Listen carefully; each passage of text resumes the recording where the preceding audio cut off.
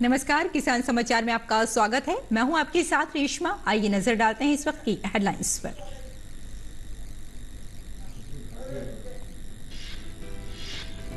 Cabinet ने प्राथमिक कृषि ऋण समितियों पैक्स के कंप्यूटरीकरण को दी मंजूरी। कुल 2,516 करोड़ रुपए के बजट परिव्यय के साथ 63,000 कार्यरत पैक्स को किया जाएगा कंप्यूटरीकृत। लगभग 13 करोड़ किसानों को होगा लाभ।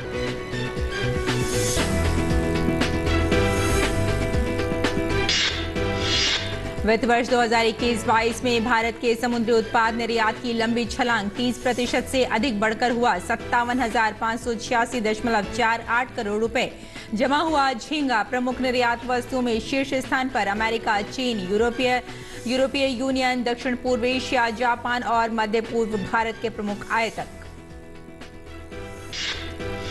देश के अधिकांश हिस्सों में मानसून की दस्तक। दिल्ली और आसपास के इलाकों में झमाझम बारिश से लोगों को मिली गर्मी से राहत।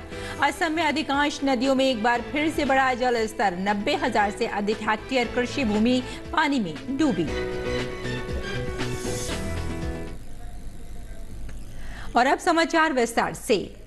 प्रधानमंत्री नरेंद्र मोदी की अध्यक्षता में बुधवार को हुई केंद्रीय मंत्रिमंडल की बैठक में कई अहम फैसले किए गए। केंद्रीय सूचना एवं प्रसारण मंत्री अनुराग सिंह ठाकुर ने कैबिनेट के निर्णयों की जानकारी देते हुए बताया कि देश की 63,000 प्राथमिक कृषि ऋण समितियों को कंप्यूटरीकरण की मंजूरी दे दी गई है। इसका उद्देश्य पैक्स की दक्षता बढ़ाना, उनके संचालन में पारदर्शिता और जवाबदेही लाना है। मोदी सरकार ने सहकारिता की दिशा में एक और अहम कदम उठाया है।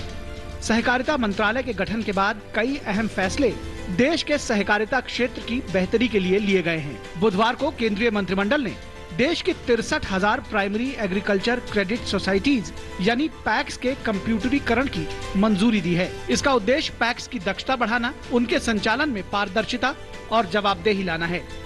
मोदी सरकार के इस फैसले से 13 करोड़ से अधिक किसानों को सीधा फायदा होगा।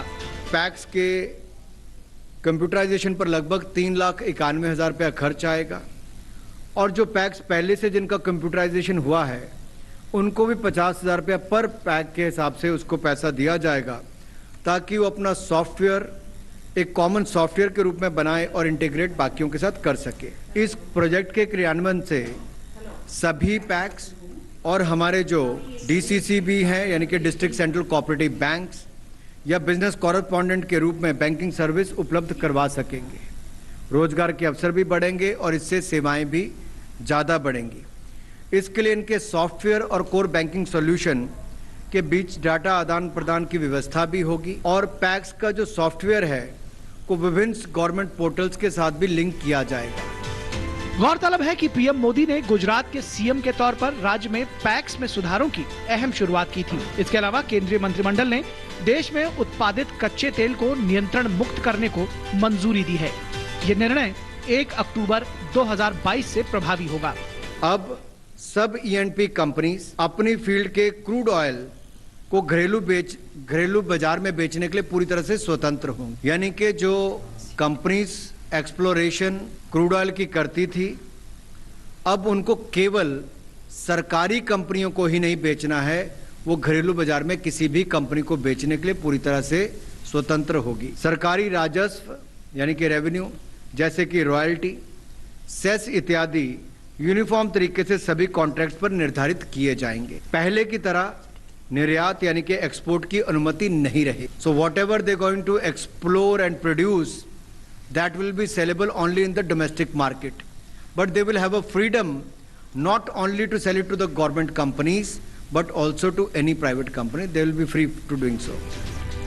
ऊर्जा सेक्टर में चौतरफा सुधारों की दिशा में मोदी सरकार आगे बढ़ी है, जिससे भविष्य की ऊर्जा जरूरतों को पूरा करने के साथ ही तेल क्षेत्र में आयात पर निर्भरता को कम से कम किया जा सके। मौजूदा समय में देश अपनी कुल तेल जरूरतों का 15% घरेलू उत्पादन से पूरा करता है। मोदी सरकार के प्रयासों से तेल और गैस का घरेलू उत्पादन भी खूब बढ़ा है। पेट्रोल में इथेनॉल मिश्रण के 10% के लक्ष्य को समय से पहले पूरा कर लिया गया है। अब इसे 20% तक ले जाने पर काम किया जा रहा है। इसके साथ ही वैकल्पिक ऊर्जा स्रोतों, सोलर आदि पर भी उल्लेखनीय प्रगति हुई है। नई दिल्ली से शैलेंद्र मिश्र की रिपोर्ट। और प्राथमिक कृषि क्रेडिट समितियों यानी पैक्स के डिजिटलीकरण के फैसले से सहकारी क्षेत्र में न सिर्फ पारदर्शिता आएगी बल्कि गांवों किसानों की जिंदगी में भी बड़े सकारात्मक बदलाव आने की संभावना है। सहकारिता क्षेत्र की मजबूती के लिए केंद्रीय सहकारिता मंत्रालय ऐसे ही कई और पहलों पर काम भी कर रहा है। आइए एक नजर डालते हैं। सहकारिता से समृद्धि की ओर हर पंचायत में एक पैक्स स्थापित करने का प्रयास हो रहा है। पैक्स के लिए मॉडल उपनियम भी बनाया जा रहा है और साथ ही आपको यहां ये भी बताते चलें कि नए नियमों के बाद पैक्स बैंक मित्र, कोल्ड स्टोरेज, भंडारण, कॉमन सर्विसेज सेंटर भी है इसमें और दूध उत्पादन, मधुमक्खी पालन जैसे कई गतिविधियों में हिस्सा भी ले सकेगा। जल्द ही राष्ट्रीय सहकारी विश्वविद्यालय भी शुरू करने की इसमें योजना को बताया जा रहा है और multi state cooperative societies act के प्रावधानों में भी उचित संशोधन की योजना बनाई जा रही है। सहकारिताओं का राष्ट्रीय डाटाबेस भी इसमें बनाया जाएगा और इससे समृद्धि आने की पूरी तरह से यकीन दहानी भी कराई जा रही है। आत्मनिर्भर भारत के मंत्र को ध्यान में रखते हुए एक नई राष्ट्रीय सहकारी नीति भी लाई जाएगी। सहकारिता के विभिन्न उत्पादों के निर्यात के लिए तंत्र स्थापित भी किया जा रहा है।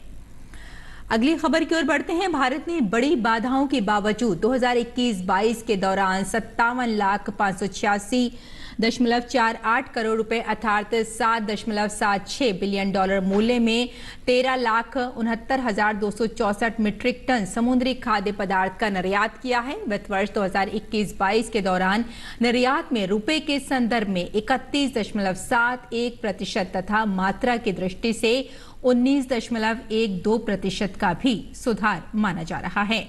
2020-21 में भारत ने 43,720.98 करोड़ रुपए मूल्य के 11,49,510 मीट्रिक टन समुद्री खाद्य उत्पाद का निर्यात किया था। जमा हुआ झींगा मात्रा मूल्य की दृष्टि से प्रमुख निर्यात वस्तुओं में रहा। जमा हुआ झींगे के निर्यात से 42,706.04 करोड़ रुपए की आय हुई थी और मात्रा गुणवत्ता में इसकी हिस्सेदारी 53.18% रही और कुल डॉलर आय में इसकी हिस्सेदारी 75.11% रही। इस अवधि में झींगा निर्यात में 23.35% की वृद्धि बताई जा रही है। दूसरी सबसे बड़ी निर्यात वस्तुओं में अन्य सामग्रियां रही। इसमें 3,979.99 करोड़ रुपए की आय हुई और मात्रा में ये 12.96% रहा। रुपए मूल्य में अन्य सामग्रियों के निर्यात में 43.8% की वृद्धि हुई। जमी हुई मछली तीसरी सबसे बड़ी निर्यात वस्तु रही और इससे 3,471.91 करोड़ रुपए की आय बताई जा रही है।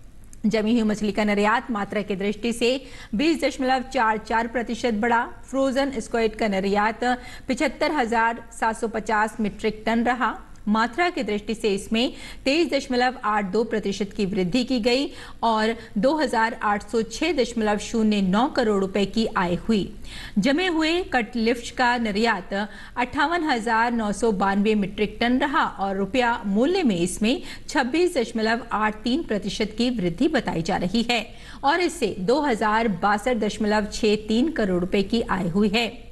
सूखी सामग्रियों का निर्यात 73,679 मीट्रिक टन रहा और रुपया मूल्य में इसमें 28.27% की वृद्धि हुई और 1,472.98 करोड़ रुपए की आय बताई गई। विदेशी बाजारों में अमेरिका भारतीय समुद्री खाद्य का मूल्य तथा मात्रा दोनों की दृष्टि से प्रमुख आयातक बना रहा। अमेरिका ने 3,371.66 मिलियन डॉलर मूल्य का आयात किया और डॉलर मूल्य में इसकी हिस्सेदारी 37.56% रही। मात्रा की दृष्टि से चीन भारत से समुद्री खाद्य निर्यात का दूसरा सबसे बड़ा स्थान के रूप में उभरा। चीन ने 1,175.05 अमेरिकी डॉलर मूल्य का 2,66,989 मीट्रिक टन आयात किया। और राजधानी दिल्ली और आसपास के इलाकों में गुरुवार सुबह मौसम ने करवट ले ली। गर्मी और उमस से परेशान दिल्ली वासियों का इंतजार खत्म हुआ और राजधानी झमाझम बरसात से भीग उठी।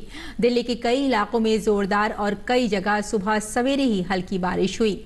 इसी के साथ बीते कुछ दिनों से गर्मी की मार झेल रहे लोगों ने राहत की सांस ली है। भारतीय मौसम विभाग के मुताबिक मानसून अपनी नियत रफ्तार से आगे बढ़ता हुआ उत्तर भारत के अधिकतर राज्यों में पहुंच चुका है। इसलिए गुरुवार से दिल्ली एनसीआर में भी झमाझम बारिश का दौर शुरू हो गया है। दिल्ली में मानसून के आने का समय 27 जून था। मौसम वैज्ञानिकों के अनुसार इस वर्ष दक्षिण पश्चिम मानसून का केरल में आगमन समय से 3 दिन पहले हुआ था। मौसम विभाग का कहना है कि दक्षिण पश्चिम मानसून के 6 जुलाई तक पूरे देश में पहुंचने की संभावना है।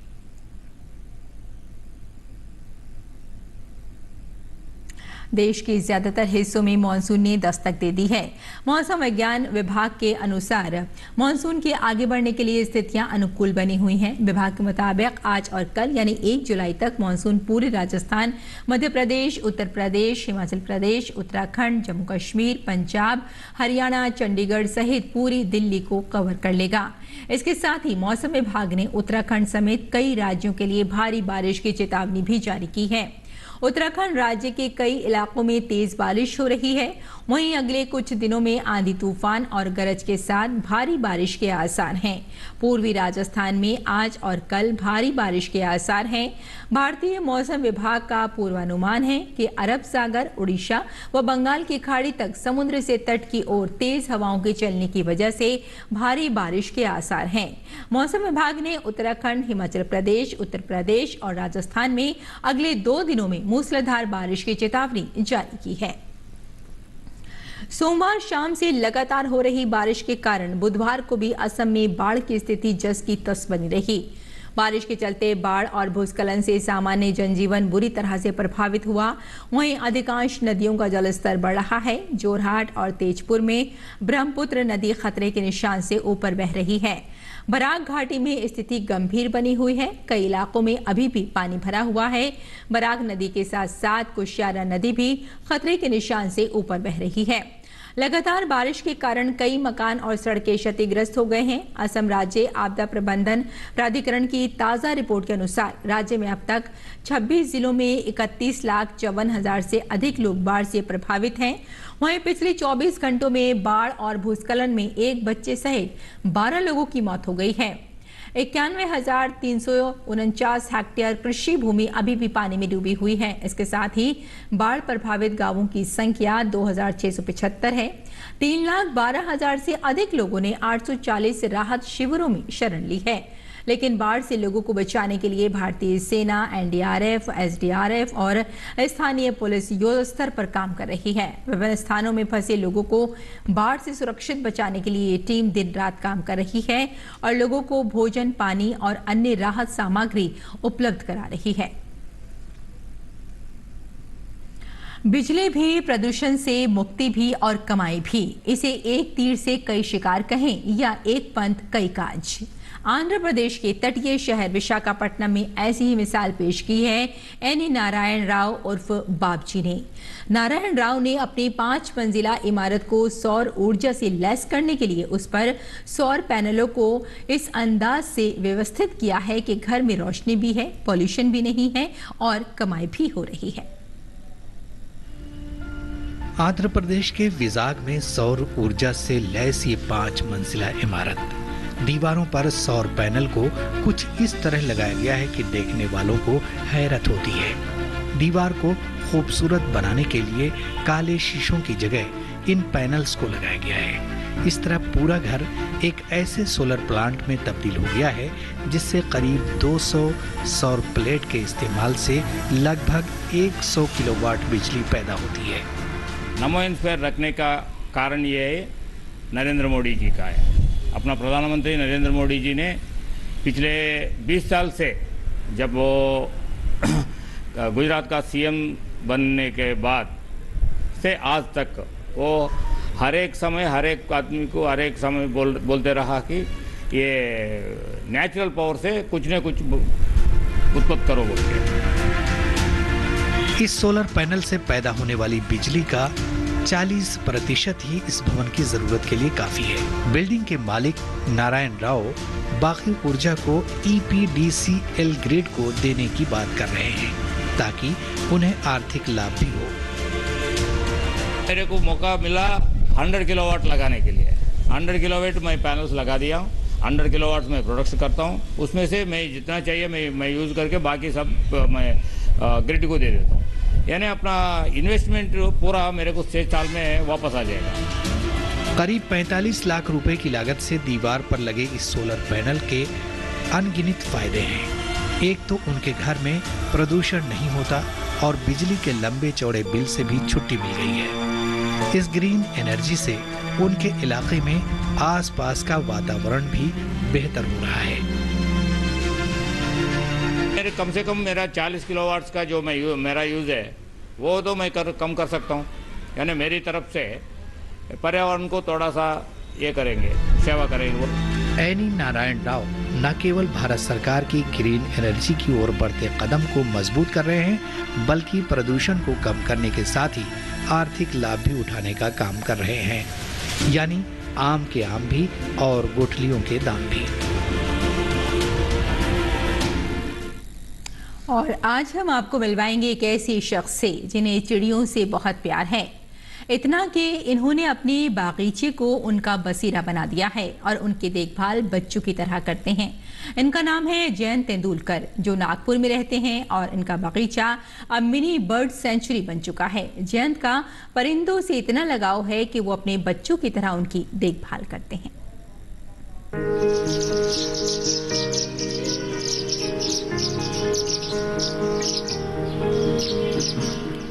बर्ड सेंचुरी यानी चिड़ियों का अपना अलग ठिकाना, जहां उन्हें रहना अच्छा लगता है।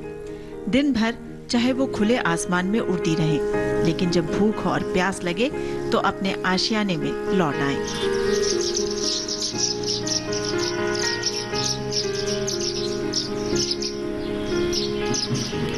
यही तो चाहते थे जयंत तेंदुलकर, और ये परिंदे उनकी खुशियों, उनके सपनों की उड़ान को और बड़ा करते ही जा रहे हैं। पानी रखना, अन्न रखना, तथा बर्ड हाउस भी रखना, ऐसा इन्हें इनके प्रजनन के लिए ऐसी शुरुआत की थी पिछले 15 साल पहले से। और आज यहाँ पर काफ़ी मात्रा में अलग अलग प्रकार के बहुत सारे पंछी आते हैं, खास करके हाउस पैरो, लाफिंग डव, सनबर्ड। यहाँ अभी आप देख रहे हैं कि जो सिल्वर बिल है, सिल्वर बिल की भी अलग अलग 3-4 प्रकार की सिल्वर बिल आती है इधर। नागपुर में रहने वाले जयंत का पक्षियों के लिए प्यार और लगाव एक जुनून की तरह है, जिसके बदले में उन्हें उनकी चहचहाहट सुनने को मिलती है।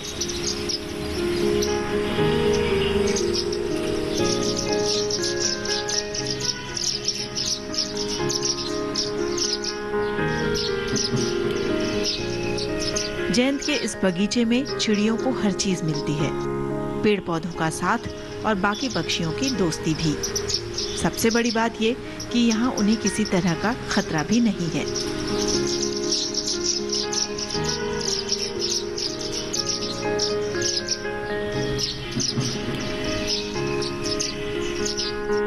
पंद्रह साल पहले जयंत ने इन चिड़ियों को अपने बगीचे में दाना पानी देना शुरू किया था और धीरे धीरे 1200 वर्ग फीट का ये बगीचा एक छोटी सी बर्ड सेंचुरी बन गई।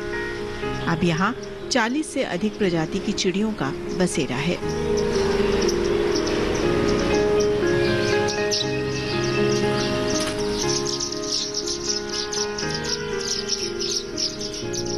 इसमें तो काफ़ी आनंद मिलता है, जो कि अपने को पैसे खर्च करके भी नहीं मिलता। वो आनंद अपने को घर बैठे यहाँ पंछियों को देखने के बाद मिलता है। और सुंदर सी एक मधुर उनकी आवाज़ अपने को एक चहचहाट सुनने को आती है, तो उससे भी मन प्रफुल्लित होता है। थोड़ा सा खर्चा तो ज़रूर होता है, लेकिन बाकी अन्य शौक से ये जो शौक है अपने को बहुत ही परम आनंद देने वाला है। जयंत रोज सुबह जल्दी उठते हैं, बांस और नारियल से बने कटोरे को साफ पानी और तरह तरह के पौष्टिक दानों से भरते हैं। फिर एक खास जगह पर इन्हें रखा जाता है। इस मिनी बर्ड सेंचुरी में गिलहरी और तितलियां भी बड़ी संख्या में हैं। यहाँ तक कि मधुमक्खियों ने भी यहाँ छत्ते बनाए हैं। जयंत का पक्षी प्रेम और पर्यावरण के प्रति लगाव उन्हें दूसरों से अलग खड़ा करता है। आखिर अपने घर को चिड़ियों का बसेरा बना देना और बच्चों की तरह उनकी देखभाल करना आसान काम तो नहीं है।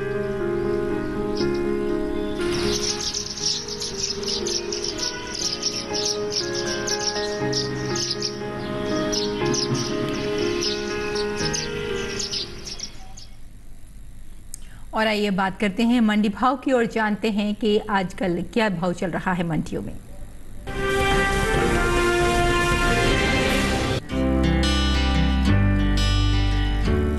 बुधवार को ज्यादातर मंडियों में अरंडी बिकवाली के लिए पहुंची और कृषि उपज मंडियों में अरंडी का कारोबार कुल मिलाकर बढ़त के साथ हुआ। वहीं बात इसके हाजिर भाव की करें तो एग्मार्क नेट के अनुसार गुजरात की मोटासा मंडी में भी अरंडी का कारोबार बढ़त के साथ हुआ। यहाँ 28 जून को इसका भाव रहा 6,915 रुपए, जो कि 29 जून को 145 रुपए बढ़कर 7,060 रुपए पर आ गया। राज्य की मनसा मंडी में 28 जून को अरंडी का भाव रहा 7,250 रुपए। 29 जून को इसमें 80 रुपए की मजबूती दर्ज की गई और भाव 7,330 रुपए पर पहुंच गया। तेजी का सिलसिला देहगांव मंडी में भी जारी रहा। यहाँ 28 जून को अरंडी का भाव 7 रुपए की मामूली बढ़त के बाद 7,170 रुपए से 7,177 रुपए हो गया। जबकि गुजरात की ही जंबूसर मंडी में 28 जून और 29 जून को अरंडी का कारोबार स्थिरता के साथ हुआ और दोनों दिन भाव 6,300 रुपए पर टिका रहा। घरेलू स्तर पर इस साल अरंडी बीज की पैदावार में कमी देखने को मिल सकती है। देश में इस साल खरीफ अरंडी की उपज में कमी आ सकती है, जिसका असर कृषि उपज मंडियों में अरंडी के भाव पर पड़ सकता है। कृषि मंत्रालय की ओर से जारी तीसरे अग्रिम अनुमान के मुताबिक खरीफ अरंडी की पैदावार 15,06,000 टन होने का अनुमान जताया गया है, जबकि बीते साल इस दौरान अरंडी की उपज 16,47,000 टन रही थी। आपको बता दें कि कृषि मंत्रालय की ओर से साल 2021-22 के लिए जारी तीसरे अग्रिम अनुमान के अनुसार घरेलू स्तर पर तिलहन की पैदावार में खासी बढ़त देखने को मिल सकती है। इस साल तिलहन की पैदावार 3 करोड़ 84 लाख टन के पार जा सकती है, जबकि बीते साल इस दौरान कुल तिलहन की उपज महज 3 करोड़ 59 लाख 46 हजार टन रही थी।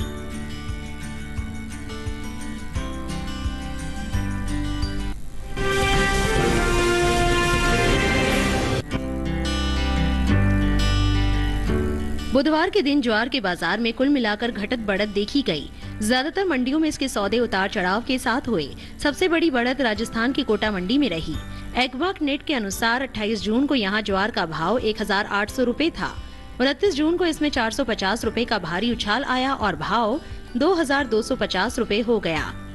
महाराष्ट्र की जलगांव मंडी में 50 रुपए की बढ़त दर्ज की गई। 28 जून को यहाँ ज्वार का भाव रहा 2,300 रुपए, जो 29 जून को 2,350 रुपए हो गया। दूसरी ओर गुजरात की मनसा मंडी में ज्वार का कारोबार नरमी के साथ हुआ। यहाँ 28 जून को ज्वार के सौदे 3,525 रुपए पर हुए, जो 29 जून को 25 रुपए की गिरावट के बाद 3,500 रुपए रह गए। राज्य की जंबूसर मंडी में भी बुधवार को गिरावट का रुख देखा गया। 28 जून को यहाँ ज्वार के सौदे 2,200 रुपए क्विंटल पर हुए, जो कि 29 जून को 200 रुपए की बड़ी गिरावट के बाद 2,000 रुपए पर आ गए। इस साल देश में ज्वार की पैदावार में कमी देखने को मिल सकती है। कृषि मंत्रालय की ओर से हाल में जारी तीसरे अग्रिम अनुमान के मुताबिक देश में कुल ज्वार की उपज 45,10,000 टन होने का अनुमान है, जबकि बीते साल इस दौरान ज्वार की उपज 48,10,000 टन रही थी। वाणिज्य मंत्रालय की ओर से जारी आंकड़ों के मुताबिक भारत दुनिया में मोटे अनाज का 5वां सबसे बड़ा निर्यातक देश है।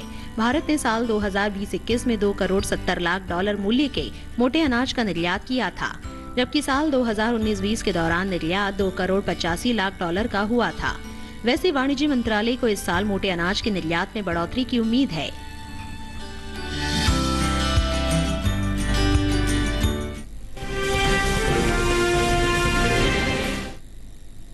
और अब बात करते हैं मौसमी खेती की और जानते हैं कि इस मौसम में किसान कैसे करें खेती और अपनी फसलों का रख रखाव। पश्चिमी पंजाब में इस समय बीटी कपास या देसी कपास की बुआई जारी रखें। इसके साथ ही यहाँ बासमती धान की नर्सरी लगाने का काम पूरा कर ले।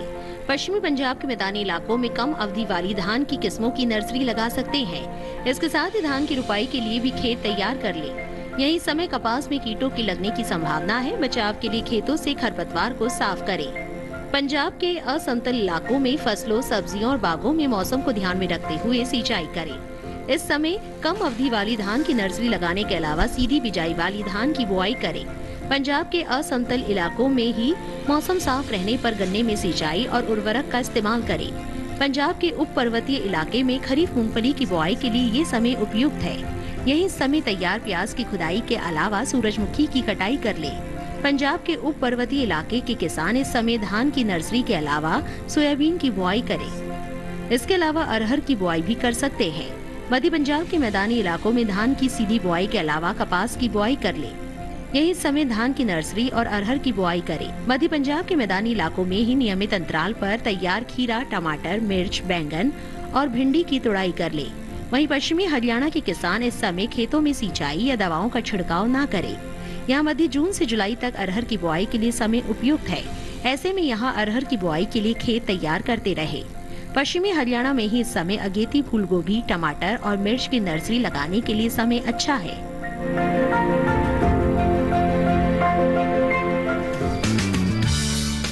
लोबिया के लिए 21 से 35 डिग्री सेंटीग्रेड तापमान की जरूरत होती है। दोमट मिट्टी इसके लिए सबसे बेहतर मानी जाती है, लेकिन बलुई दोमट मिट्टी में भी इसकी खेती की जा सकती है। इसके अलावा बरसात के मौसम में ढालू जमीन में भी इसे बोया जा सकता है। जिस खेत में लोबिया बोना चाहते हैं, उसमें पानी निकलने की उचित व्यवस्था होनी चाहिए। 1 हेक्टेयर में कितना बीज डालना है, ये इस बात पर निर्भर है कि आप किस मकसद से इसे बो रहे हैं। फलियों के लिए 20 से 25 किलो, दाने के लिए 30 से 35 किलो और हरे चारे के लिए 35 से 40 किलो बीज प्रति हेक्टेयर लगेगा। दाने और फलियों के लिए कतार में बीज बोए, जबकि हरी खाद के लिए बीज को खेतों में छिड़क दे। लोबिया के लिए 10 से 15 किलो नाइट्रोजन और 20 किलो फास्फोरस प्रति हेक्टेयर की दर से बुआई से पहले ही डाल दे। बुआई के 20 से 25 दिन बाद खेत की निराई गुड़ाई कर ले। ज्यादा खरपतवार उगने पर दोबारा निराई गुड़ाई करे। लोबिया में सूत्रकृमि और पीला रोग का खतरा रहता है। पीला रोग को मोजेक भी कहा जाता है। रोकथाम के लिए ग्रीष्मकालीन लोबिया में ज्वार की मिश्रित फसल ले। लोबिया में माहू और फली भेदक कीट का भी खतरा रहता है। फसलों में लगने वाले इन रोगों और कीटों से बचाव के लिए किसान विशेषज्ञों की सलाह से उचित दवाओं का छिड़काव करें।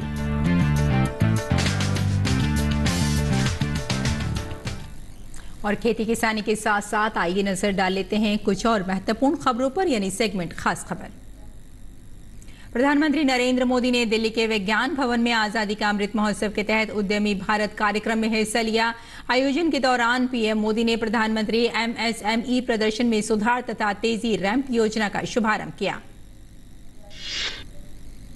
महाराष्ट्र में पिछले कई दिनों से जारी सियासी उठापटक के बाद आखिरकार मुख्यमंत्री उद्धव ठाकरे ने फ्लोर टेस्ट से पहले इस्तीफा दे दिया है। बुधवार शाम उन्होंने राज्यपाल भगत सिंह कोश्यारी को अपना त्यागपत्र सौंप दिया। महाराष्ट्र में सियासी माहौल में बदलाव की सुगबुगाहट के बीच राज्य में भारतीय जनता पार्टी की सक्रियता बढ़ गई है। बुधवार देर शाम भारतीय जनता पार्टी के नेता देवेंद्र फडणवीस के नेतृत्व में मुंबई के ताज होटल में सभी विधायकों की बैठक हुई।